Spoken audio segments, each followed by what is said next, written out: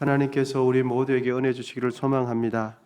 우리의 신앙은 내 힘으로 되지 않습니다. 생각대로 우리가 마음먹은 대로 그렇게 신앙생활은 되지 않습니다. 신앙생활은 전적으로 하나님께서 은혜를 주셔야 되는 것입니다. 성령께서 인도하시고 성령께서 우리 마음 가운데 자정하셔서 그 성령의 힘으로 신앙생활을 하는 것인 줄 믿습니다. 지난 내용까지는 솔로몬이 이스라엘 백성들 앞에서 연설하는 그런 내용들을 살펴보았습니다.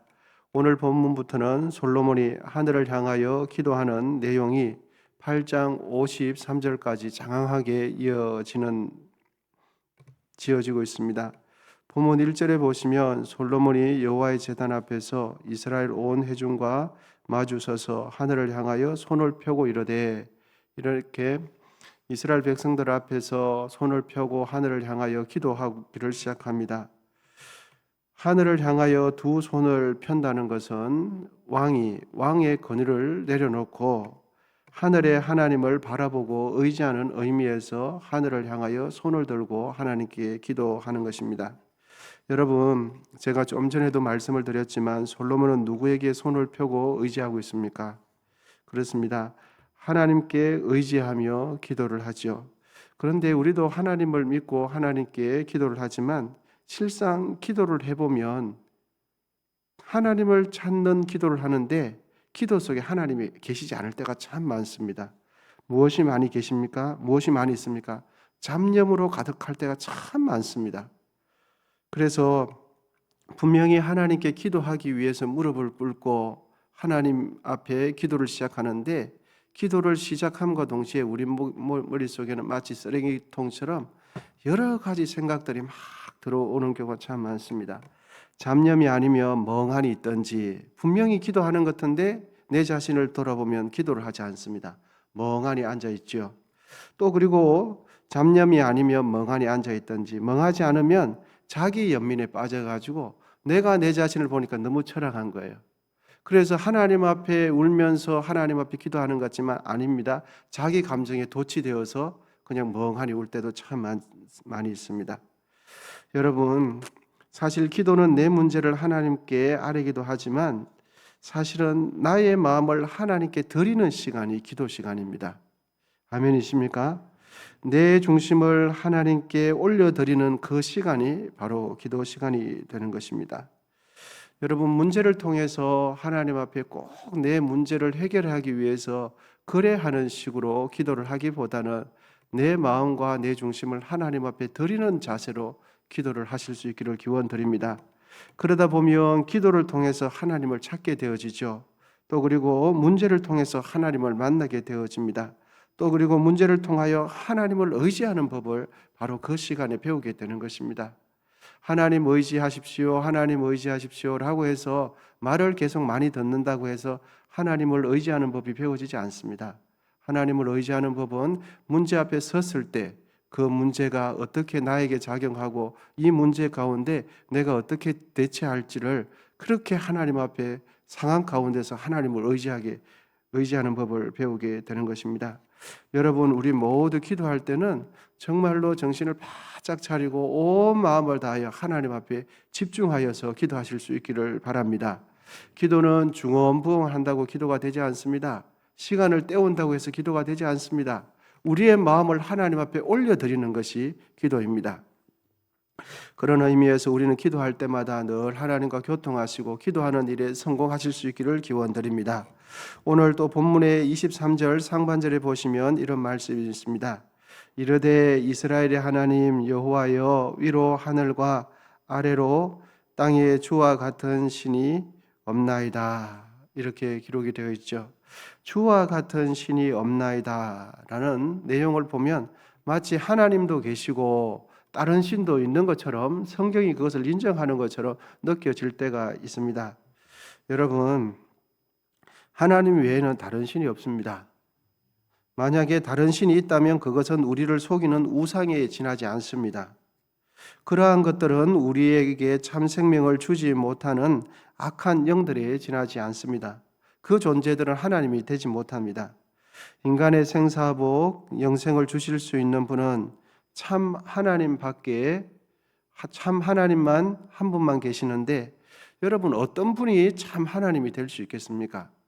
어떤 신이 참 하나님이 될 수 있겠습니까? 어떤 존재가 인간의 생사를 주관하고 이 역사의 만물을 주관할 수 있겠습니까? 그것은 이 세상을 만든 신만이 참 하나님이 될 수 있는 것입니다. 그래서 이 세상을 만든 신이 그러면 누군가? 성경을 열어봤더니 태초에 하나님께서 천지를 창조하신 것이죠. 세상을 만드신 하나님께서 인간의 생사복을 모두 주관하시는 것이죠. 그리고 사람에게 영생을 주실 수 있는 것입니다. 그래서 이 세상을 만드신 신만이 참 하나님이 될 수 있는 것이죠. 그런 의미에서 솔로몬은 주와 같은 신이 없다고 말합니다. 이 세상을 만든 신은 누구밖에 없습니까? 창조주 하나님 한 분밖에 존재하지 않으신 거죠. 여러분, 사람에게 참 평안, 참 만족과 참된 보람, 참 생명, 영원한 생명을 주실 수 있는 분은 사람을 창조하신 창조주 하나님만이 하실 수 있습니다. 그래서 우리가 정말 평안을 얻기 원한다면 하나님께로 달려가야 합니다. 하나님 품에 안겨야 됩니다. 주의 그늘 안에 밑에 있으면 참 평안이 있는 것입니다. 세상 천지가 난리가 나도 주의 그늘 아래 있으면 평안이 있습니다. 우리에게 우리의 인생 가운데 참된 보람을 주실 수 있는 분은 하나님이십니다. 우상들과 귀신들은 우리에게 복을 주고 생명을 줄 것처럼 하지만 그 모든 존재들은 애초부터 속이는 존재고 우리에게 거짓을 속삭이는 존재에 지나지 않습니다. 요한복음 8장 44절은 사탄의 정체, 어둠의 정체, 귀신들의 존재를 이렇게 규정해 주고 있죠. 사탄은 처음부터 살인한 자요, 진리가 그 속에 없으므로 진리가 서지 못하고 거짓을 말할 때마다 제 것으로 말하나니 이는 그가 거짓말장이요 거짓의 아비이기 때문에 우리를 속일 뿐이다. 이렇게 기록해 주고 있습니다. 여러분, 어둠의 영, 귀신은 사탄은 우리에게 생명을 주지 못합니다. 생명을 줄 것처럼 하는데 결국은 파멸로 이끄는 존재가 어둠입니다. 아멘이십니까? 그런데 하나님 믿으면 하나님은 우리에게 참 생명을 주시는 분이에요. 하나님은 우리에게 진정한 영생을 주시는 분이 하나님이세요. 그런데 귀신을 섬기면 그렇지 않습니다. 귀신은 우리에게 처음에 복을 주는 것 같습니다. 귀신을 섬기면 잘 되는 것 같습니다. 아닙니다. 결국은 죽음과 파멸로 가는 것이죠. 왜냐하면 사단은 애초부터 살인한 자요 진리가 없고 우리를 속이는 존재이기 때문입니다. 그러면 우리가 왜 사단에게 속는가? 사단은 우리를 속이는 데 있어서 능한 자이기 때문에 그렇습니다. 우리가 속지 않을 것 같은데 진리를 따라가지 않으면, 하나님을 붙들지 않으면 속을 수밖에 없는 거예요. 여러분, 참 하나님은 이 세상을 창조하신 우리 주 하나님밖에 없는 줄 믿습니다. 그 하나님을 붙드시기를 기원드립니다. 또한 오늘 본문의 27절부터 30절까지는 성전을 향하여 기도하면 응답해 주실 것에 대한 내용이 기록되어 있죠. 본문 27절과 30절 우리 같이 27절과 30절 한번 읽어보시겠습니다. 27절과 30절입니다. 시작. 하나님이 참으로 땅에 거하시리까 하늘과 하늘의 하늘들이라도 주를 용납하지 못하겠거든.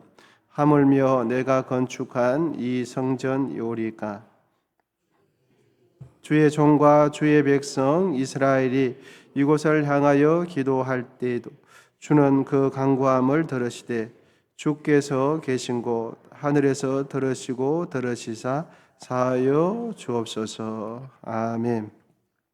솔로몬이 성전을 건축하고 이 성전과 또 이스라엘 백성들과 함께 성전을 향하여 기도할 때 하나님께서 들어주옵소서 이렇게 기도를 하고 있는 것입니다.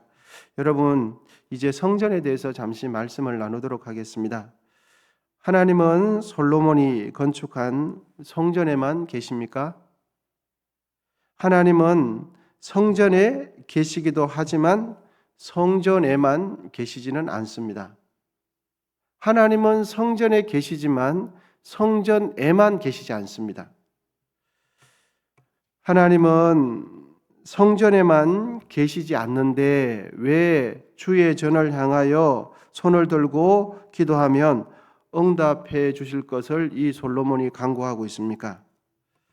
우리가 성전을 향하여 기도하는 이유는 여러분 이것입니다. 하나님께서 성전에 여호와의 이름을 두시겠다고 약속을 하셨기 때문입니다.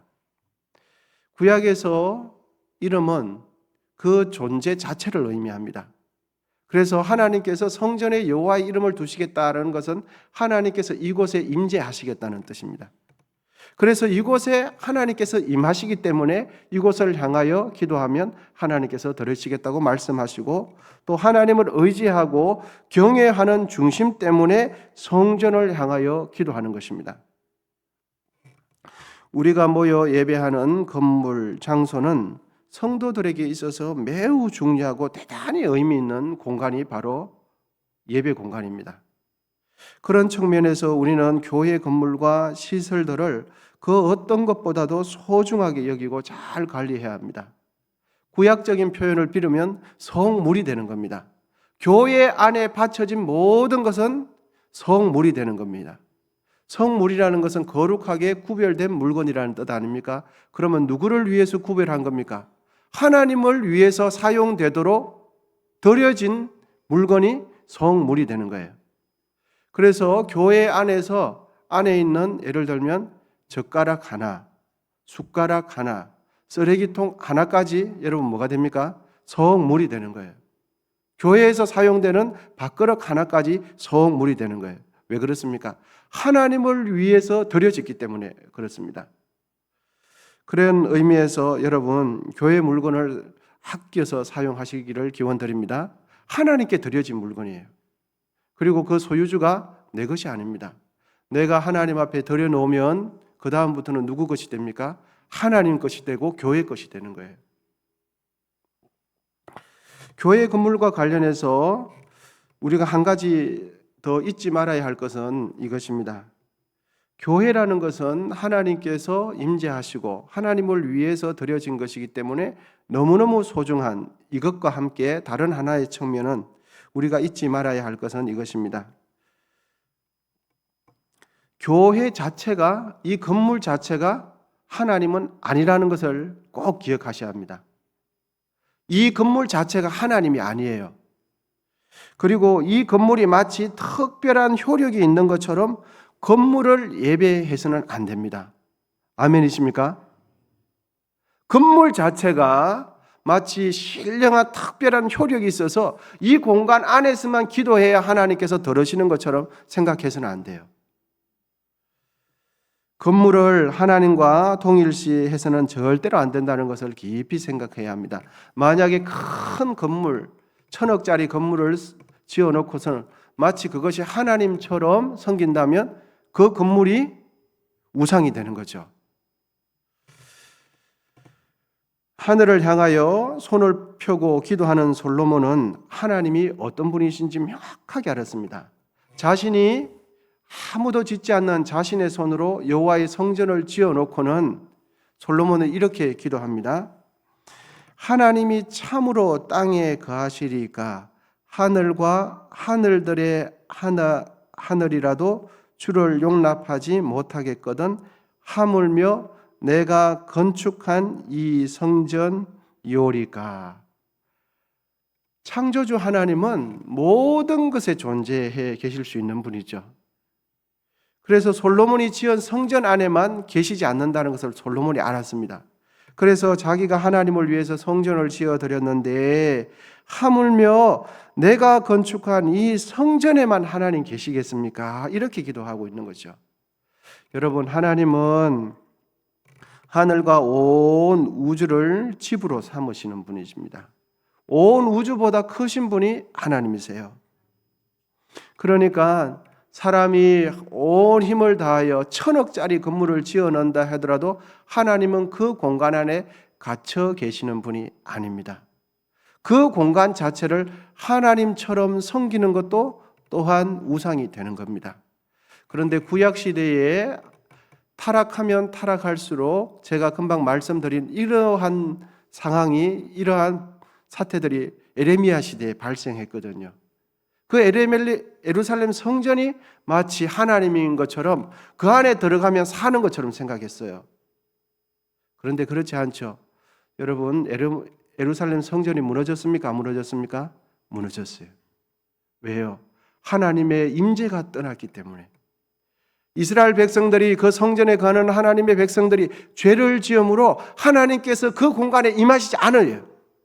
그러면 예루살렘 성전은 어떻게 됩니까? 그 공간은 무너지는 것입니다. 여러분 꼭 기억하시기를 바랍니다.